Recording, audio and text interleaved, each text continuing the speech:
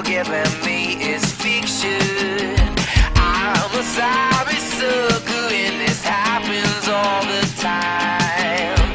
I find out that everybody talks, everybody talks, everybody talks. Hello and welcome to KHSTV Summer Week 4. I'm Ethan Burwell.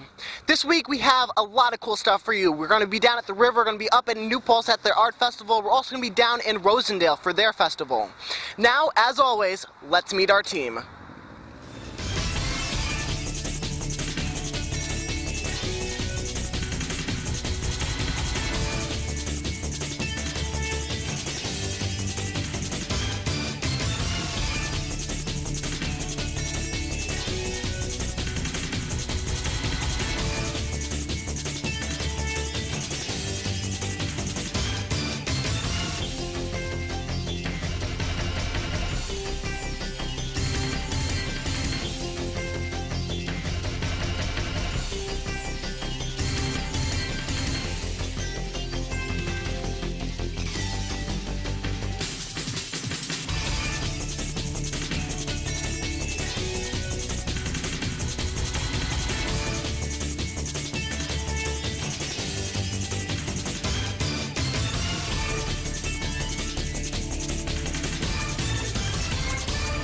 Start off our show this week, KHSTV has something special for you. Hi guys, do you like space? Well, don't space out, because we have a video for you. I'm going to step off the limb now. That's one small step for man, one giant leap for mankind. July 20th was the 43rd anniversary of landing on the moon. The spacecraft named Apollo 11 was launched on July 16th, 1969 at 9:32 a.m. from Kennedy Space Center. The spacecraft landed on the moon on July 20th at 4:17 p.m. Neil Armstrong was the first man to step on the moon at 10:56 p.m. that same day. The spacecraft returned back to Earth on July 24th at 12:50 p.m. The crew of Apollo 11 consisted of Neil Armstrong, who was the commander, and Michael Collins and Edwin Aldrin. Reporting for KHSTV, I'm KHSTV. This week, the moon wasn't the only spectacular thing. Rosendale Street Festival was just as spectacular. Matt Spoth has more on that story. I'm Matt Spoth and I'm here at the Rosendale Street Fest with Ed. What's up, guys? Alright, Ed, what are you doing here today? I'm passing out flyers for Black and Blue MMA up on Route 28 and just enjoying the festival. It's great. What have you been doing here? Have you been having fun? Yeah, it's great. The music's fantastic and there's so much to do, people everywhere. Alright, so definitely not something you'd want to miss out. No, definitely not. Come out. Alright, you better be here. If you missed it, you're missing something great. Thanks for being here. Thank you. See you later. Ed wasn't the only one at the fair. Let's see what else was happening. There were many bands that were spread out throughout the entire show at 3 different locations. There were even solo acts under their own tent trying to promote what they were selling. There were hats and sports shirts sold in one of the tents.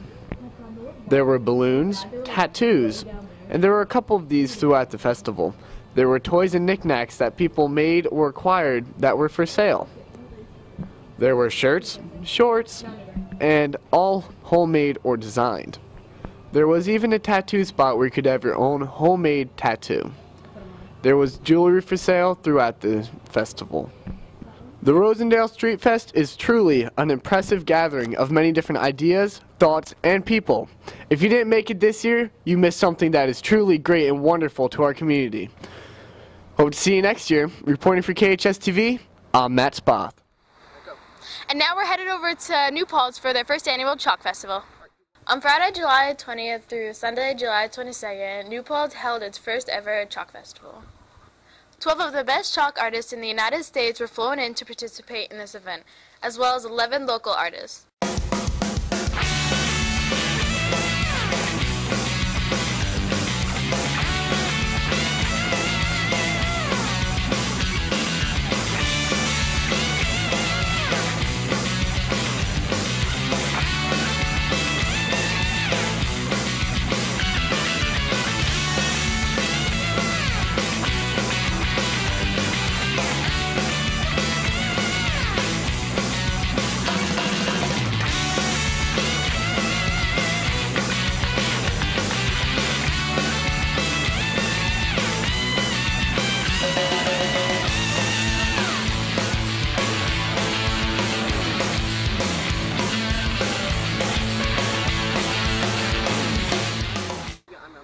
Reporting for KHSTV, I'm Emily Gorman. Over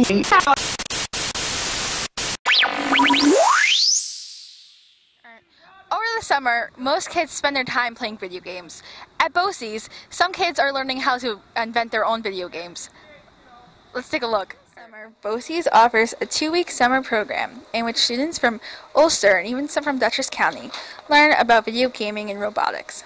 My name is Christian, and right now we are doing a robotic game where there's footballs and soccer balls in each goal, A, B, C, and D, and whoever gets most points wins. Now, my partner here, Zach, did most of the work, but I did most of the programming of this robot. And the next part that we're going to be doing is the arm, so that it picks up the balls, which is much more easier. Now, those trapezoid things are goals, and if we grab a ball and put it in there, we get 3 points. Now, the green balls are worth 1 point, and the footballs are worth 2 points. The player that has most points wins. We're making a robot. We're trying to make arms to push the balls to the other side. The adventure camp, called Project STEAM, is designed to interest students going into 7th through 9th grade in schooling. Well, Project STEAM is for science, technology, engineering, the arts, and math. STEM is sort of a well-known or somewhat well-known acronym for science, technology, engineering, and math. We added the A for the arts because in game design there's graphic design involved. So that's what Project STEAM involves. The camp teaches students critical thinking, problem solving, and reasoning skills in both a fun and educational way. Well, this is our second week. The camp is 2 weeks. Last week, everyone in this group did the robotics, and the group that did the video game last week is in robotics now. And in robotics, we built a robot. It picked up a ball and put it across a field and pushed it across. It was really fun. I pretty much loving it. Before the week before this, we were making games. And I made out this pretty cool game, and after that, I finished it in 2 days. Well, right now, first we went to robotics and we built this robot and we did solar cars and we raced them. And now we're doing the video games. We're learning how to make one on Games Factory too. In the camp, students will learn how the factors of science, technology, engineering, art, and math skills come into play when they design and build their own video games and robots. I learned a lot. Like, right now, like, when I'm on the computer, I'm usually not really good with computers, and now I'm, like, making a game. So it's kind of surprising, and I think that it's, like, it teaches you a lot. What it is the STEAM camp is...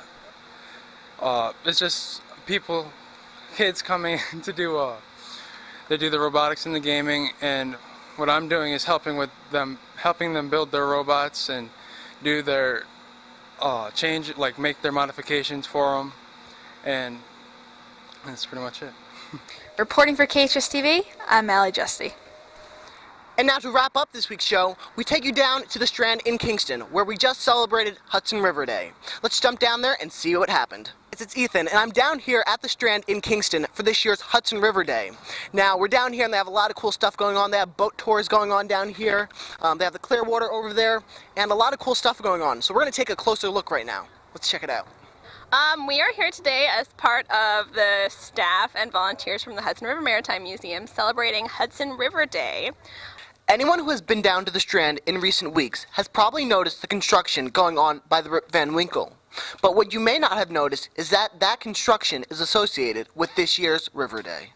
And part of our festivities today was a groundbreaking ceremony for a building we are constructing together as a joint project with Clearwater. We're partnering with the Hudson River Maritime Museum.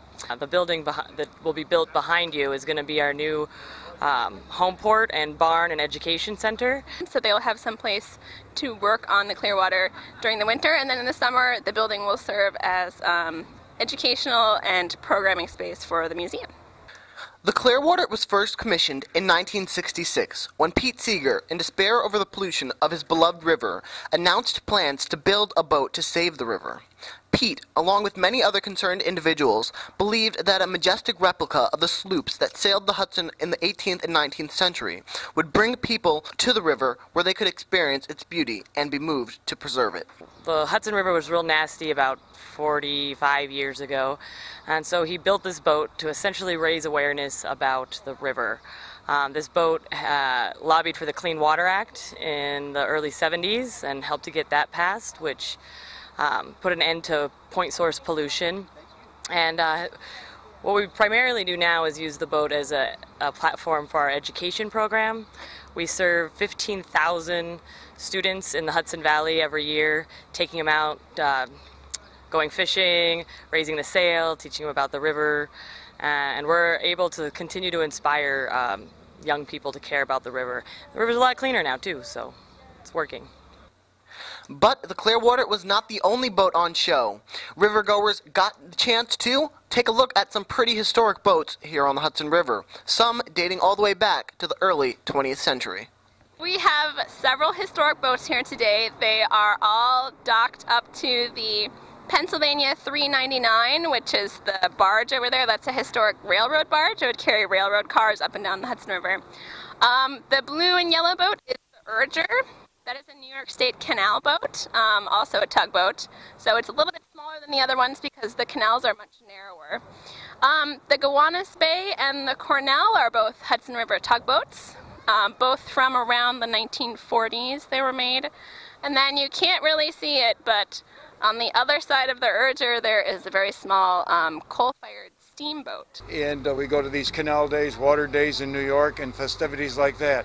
In the spring and the fall, we go from school systems teaching the fourth graders about the history of the Erie Canal, the history of tugs, a tour of the tugboat, and some pure waters. We think that's important because the fourth grade at that time is learning about the New York State history and the Erie Canal. Hudson River Day was first started by the Department of Conservation to raise awareness about the river and about the role that it plays in our local area. Even though we all live in the Hudson Valley, I think we kind of tend to forget that it's there.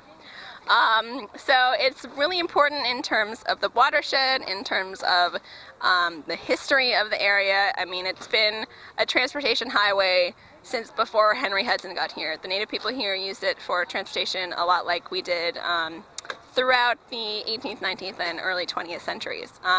Today it's more of a recreational thing, but we like to raise awareness about keeping it clean and using it responsibly, and just to remind people that it's there and it's fun and we love our river. So, even though River Day was just one day, we all live in this beautiful Hudson Valley, and it's up to all of us to keep and preserve our Hudson Valley and our Hudson River. Reporting for KHSTV, I'm Ethan Burwell. Well, thank you. All right. Well, that concludes this week's episode of KHSTV Summer, Week 4. And please, tune in next week as KHSTV brings the Olympic Games to the city of Kingston. Reporting for KHSTV, I'm Allie Justy. I'm Ethan Burwell. And I'm Galen Rickhard. All right, see you guys next week. Bye. Wave.